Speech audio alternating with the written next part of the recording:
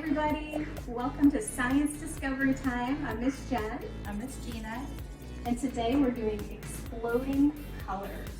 We're going to break down fat bonds in milk. Yep. Ready for our demonstration, Miss Gina? Yep. So we have two different kinds of milk. We have 2% milk and we have whole milk. So whole milk is actually, I thought it was 4%, but I looked it up though, it's like 3.25%.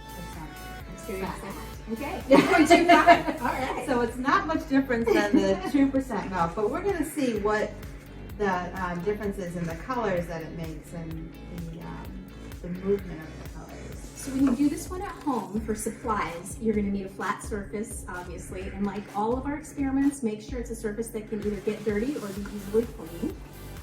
And you'll need high tens work the best, but plates work as well, as long as they come up on the sides to protect it a little bit. Food coloring and some dish soap. What should we start with first? You want to start with bowl or? Yeah, let's start with the whole. Okay. Silver, different colors in, right? You can put all sorts of different colors. Just like colors. Sometimes in our experiments we tell you not to mix this one. I like to mix a little bit. So what's happening while we're doing this experiment is the milk has fat bonds in it. And the fat bonds hold together. Think of it as if the fat bonds are holding hands. And they're holding hands across the top of it. And those food coloring droplets are laying on the top of those bonds. Now, when Miss Gina gets ready, after she puts in lots of good colors, she's going to put a little bit. I'm going to use a Q-tip and go up in. You see all the colors move?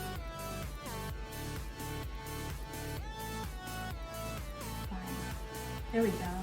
Exploding a little bit there. We use the gel.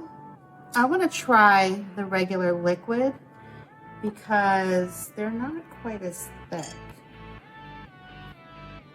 And we'll listen to 2% milk, and I'm going to add some colors to that too. Oh yeah, definitely the liquid food coloring is the way to go and not the gel coloring. Yeah. It is harder to find in the stores these days. But you may have some at home in your cupboard. I think it's still reacting to the soap that I had put in earlier. Okay, so now on mine, I'm gonna do the same thing Miss Gina did. I put in the colors. I'm getting all of our... Oh! Definitely, that was a good one. Definitely the liquid is the way to go. Gel. But we like to use different things to experiment and see what works better. We want to try new things as much as we can. This one I like to kind of let it settle. You want to make sure you're not doing it on a surface where it's going to get jarred a lot. Right. Because you won't get to see very much. So now let's experiment. I'm going to take one of these little droppers and I'm going to see if it makes any difference dropping it. Nope.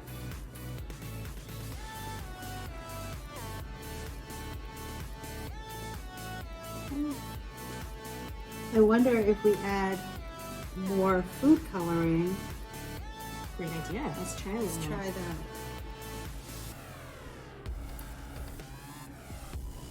Oh, I love it. It's all marbleized.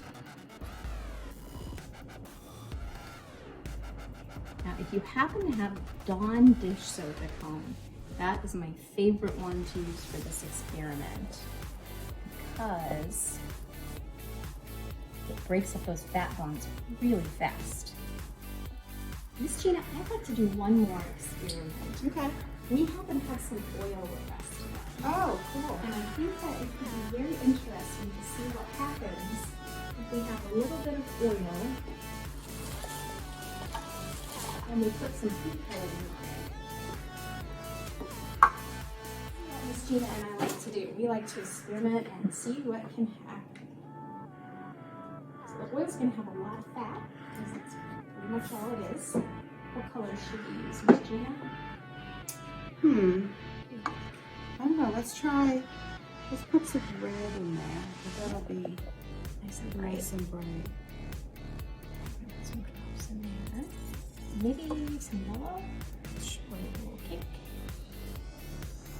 Let's see if it does anything at all. Now, it's very interesting.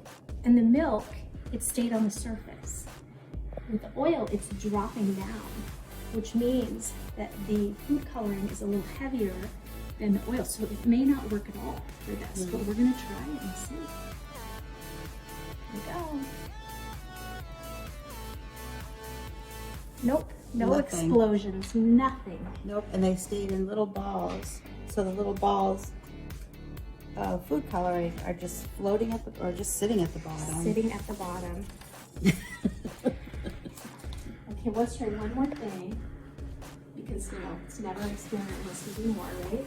We're gonna put a tiny bit of vinegar in. Try not to disturb those drops. And I have to. And let's drop an alka-seltzer. Anything happening?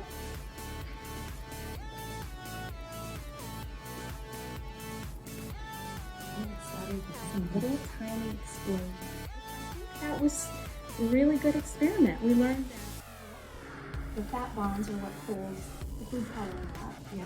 And the gel coloring does not work as well, although it's still really pretty. It's still moving though. The blue that I added last is still swirling around.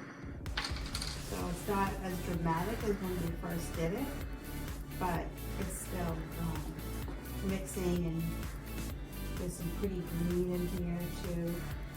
The colors are kind of mixing. Beautiful colors. All right, everybody. Thanks Bye. again. We'll see you next week.